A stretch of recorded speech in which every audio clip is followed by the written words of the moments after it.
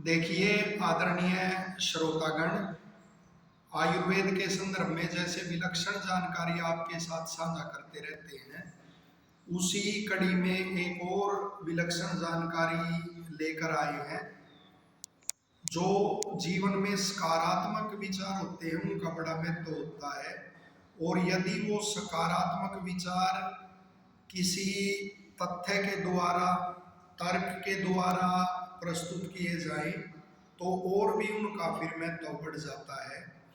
तो देखिए, आयु के संदर्भ में जो आयुर्वेद है, तो आयुर्वेद के ऋषि के विचार हैं कि जब व्यक्ति मनुष्य 16 साल की जब तक आयु होती है तो वह सुकुमार होता है।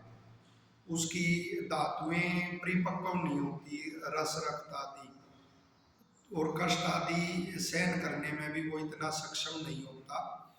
फिर 16 से और 30 तक तो उनकी परिपक्वता आती है, धातुओं में उनके गुण बढ़ते हैं।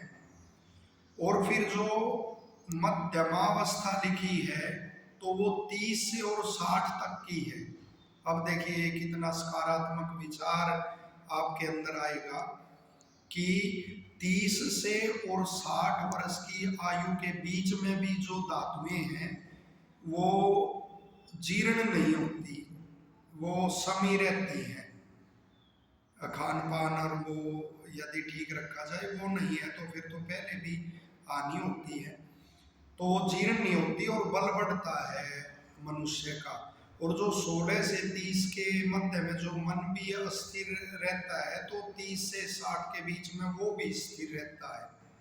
तो 60 वर्ष की आयु तक तो आपको ऐसा बिल्कुल महसूस करना चाहिए, युवावस्था जैसा उत्साह आपके अंदर होना चाहिए, वो बल आदि धारण करने का आपको प्रयास करते रहना चाहिए। वो तो बाद में भी करना चाहिए। और ये 100 वर्ष आयु प्रमाण माना जाए तब है ये स्थिति, वरन यदि 120 किसी का आयु प्रमाण माना जाए तो वो 72 वर्ष की आयु तक जो ये मध्यम अवस्था होती है कि धातुएं जीर्ण नहीं होंगी वो होती है। और 60 वर्ष की 30 से 60 वर्ष की आयु के बीच में भी जो पित्त का वो है प्रधानता है वो स्वीकार की गई है, जो युवावस्था में होती है। और जो वात का फिर वो होता है, वात की प्रमुखता होती है वृद्धावस्था में, वो 60 वर्ष के बाद ही मानी गई है। और उस समय भी 60 वर्ष के बाद या 72 वर्ष के बाद भी वही अपना बल आदि संचय का वो प्रयास और वो निरंतर रखना चाहिए। तो आशा है जो ये हमने वो जानकारी साझा की है आपके साथ तो ये उपयोगी लगेगी आपको, और लोकहित में इसे अवश्य आप साझा करेंगे।